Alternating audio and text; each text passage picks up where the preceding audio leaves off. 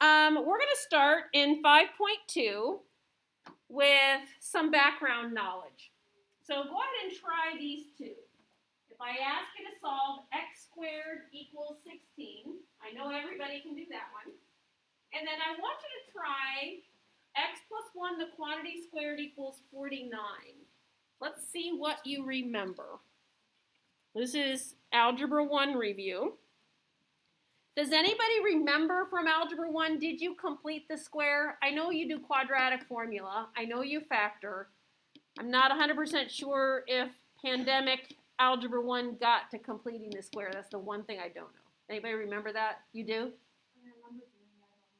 Okay, good. So that's like, it's a vaguely familiar terminology. Okay, that's great. So no worries. I'm going to go at it as if you've never seen it.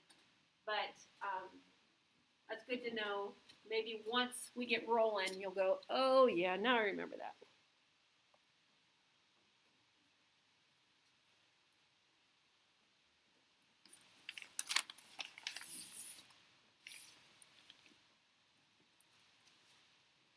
Okay, in the first one, anybody tell me, what are your answers to x squared equals 16?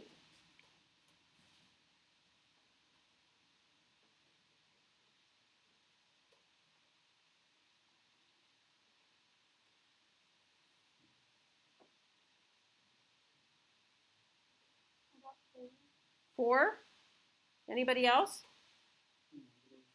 Yeah, okay. When you have x squared equals 16, this could be plus or minus 4, right? Because negative 4 times negative 4 is also positive 16. So now that I've refreshed your memory on that, when we look at the second one, guess what? X plus 1 could have been 7 or negative 7. Okay, when I have a quantity squared, and I want you to stop and think about this. Whatever was in here was 7 or it was negative 7, right? Because 7 squared is 49, and negative 7, when I square it, is positive 49. So I'm going to subtract 1 from both sides, and I get x equals negative 1 plus or minus 7. So this means x is negative 1 plus 7, or x is negative 1 minus 7.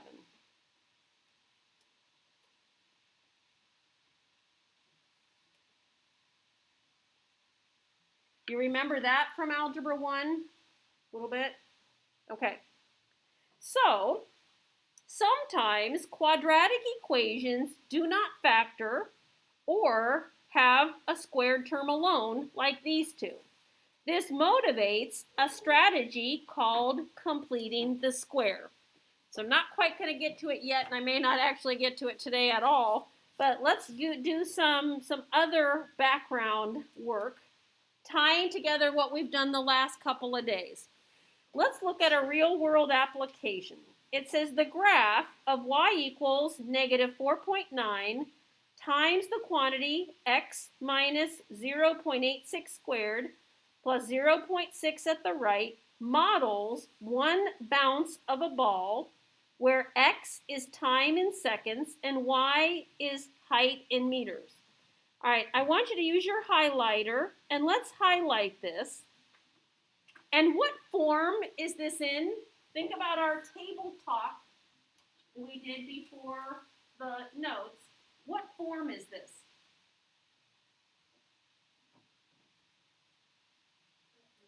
Good job. This is actually in vertex form. That's going to be really important to be able to recognize what form you have. And in our previous notes, do you remember one of them? I said, here's a group of problems. Which form is it? And we labeled them. Okay, so looking at that equation, what is the parent function? What is the parent function before any transformations, Davey? Outstanding. Okay, so the parent function is y equals x squared All right, Abby, what's the shape of the parent function for y equals x squared? Good job. That is a parabola. Now let's look at our highlighted equation. Okay, let's look at that highlighted equation. And what are the transformations? Go ahead and jot down any that you see. Okay, I want you to look at my highlighted equation. What are the transformations from the parent function?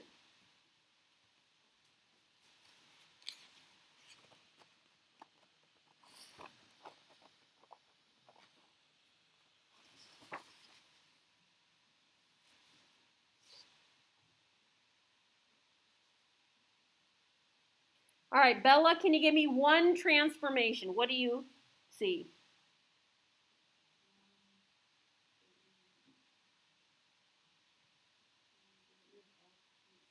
Good job. It's up 0.6.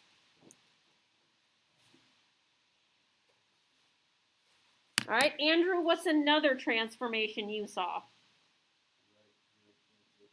Good job. Right, 0.86. All right, Charlotte, what's another one? We got two more. Good job. Yeah, that's a vertical stretch of 4.9. And then the last thing we have is that negative sign. So, Lawrence, do you remember, what does the negative sign out front tell us? Good job. That's a reflection over the x-axis. Okay, so what is vertex form of a quadratic function? So go ahead and write out vertex form, just the general one.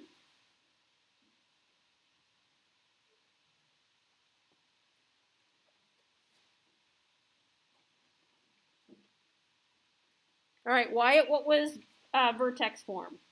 Y equals ax squared plus bx plus c.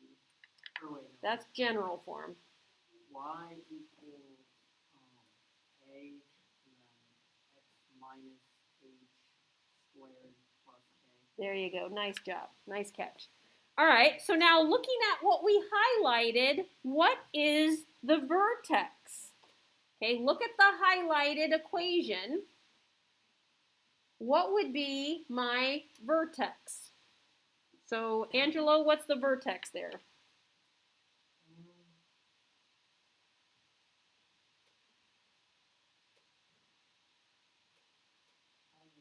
Oh, what do you have to do, like 0.86 plus 0.6 divided by 3? So do you see that I have vertex form, right? The vertex is h and k. So I don't need to add and divide, right? So look here, what's the vertex?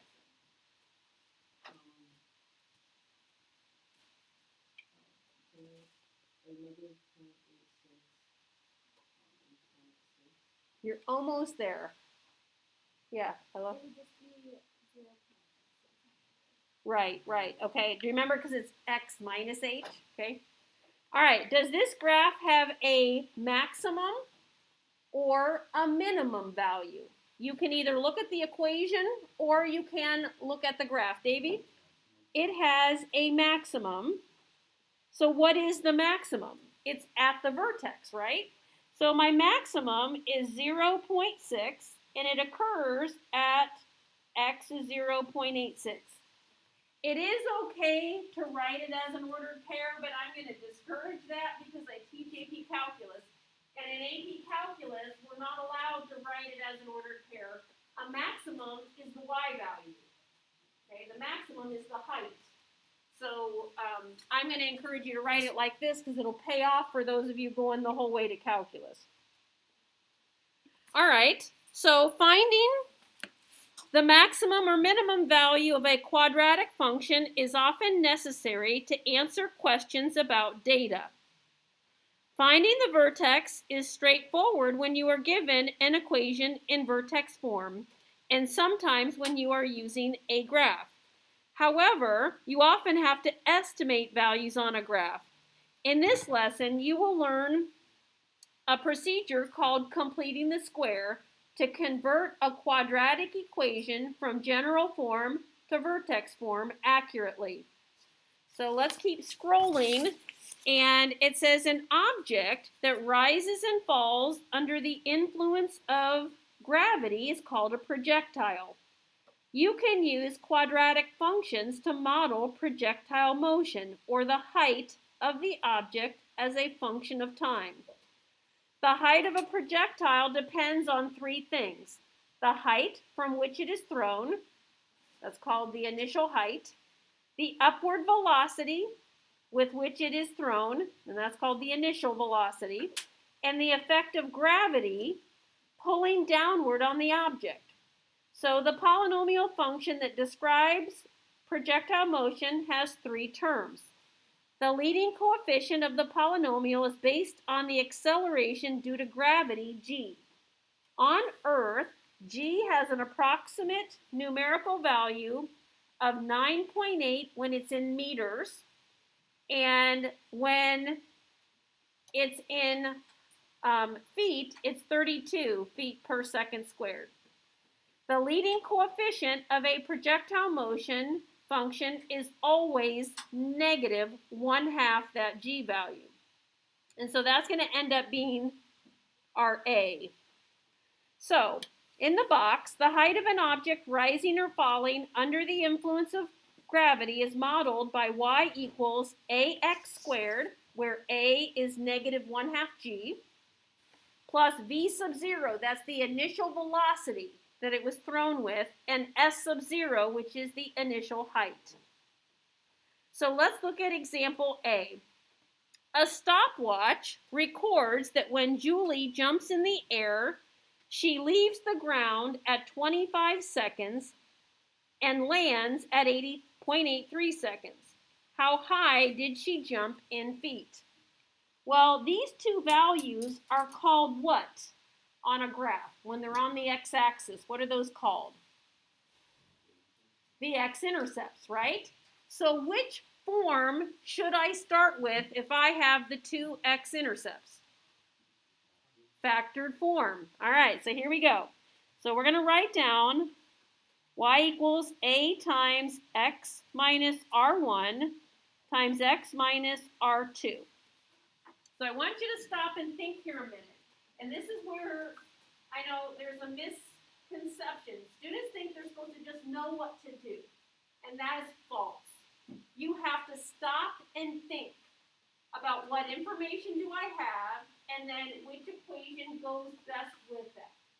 So we stop and look and say, oh, these times are on the x-axis. That represents an x-intercept. So that means I use factored form. So watch what we're going to do. We're going to plug those in. And I'm going to get x minus 0.25 and x minus 0.83.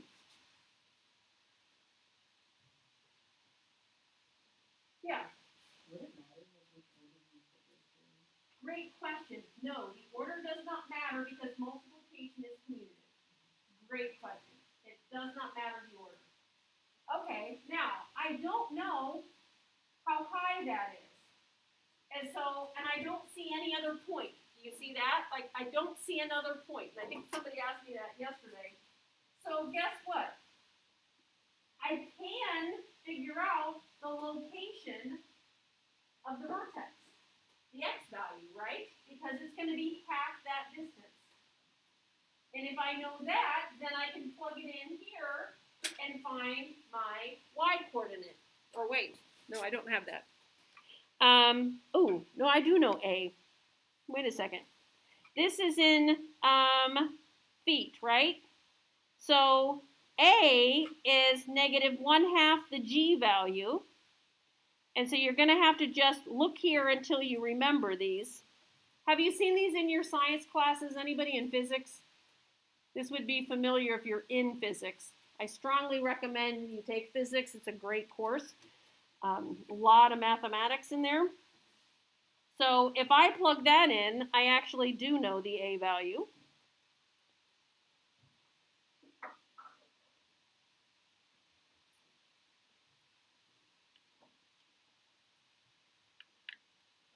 So there's an equation. So I've got an equation, but if I want to know how high did she jump, now I want to do what I was saying.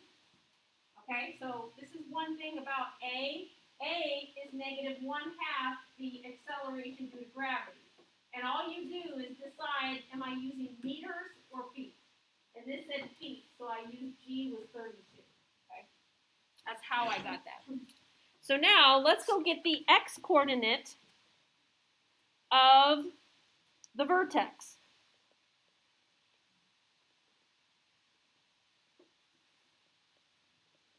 So it's going to be the distance. So this time I'm going to subtract them and divide by 2.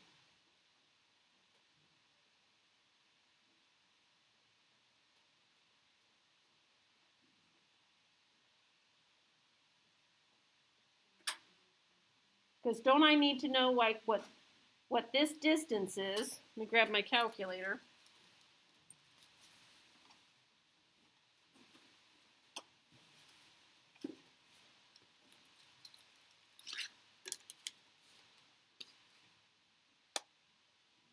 Oh, you know what? Could we add them? And because it's going from 0, let's just see. We'll play with it.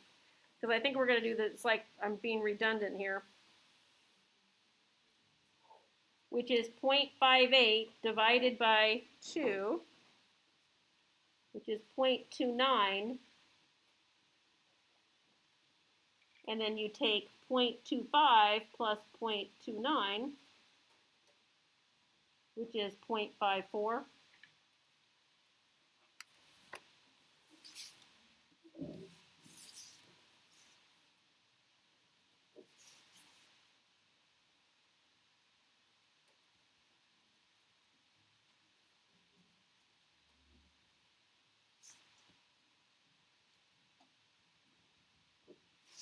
Okay, so now we just need the y coordinate.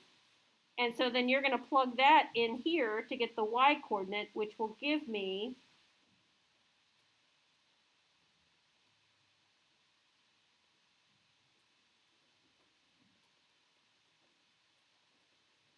how high she jumped.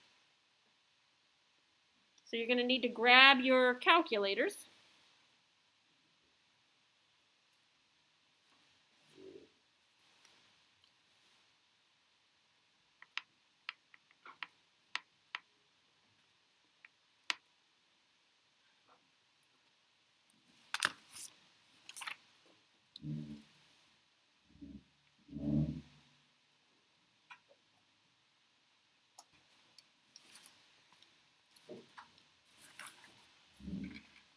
Okay, anybody got it yet? I got 1.35 feet.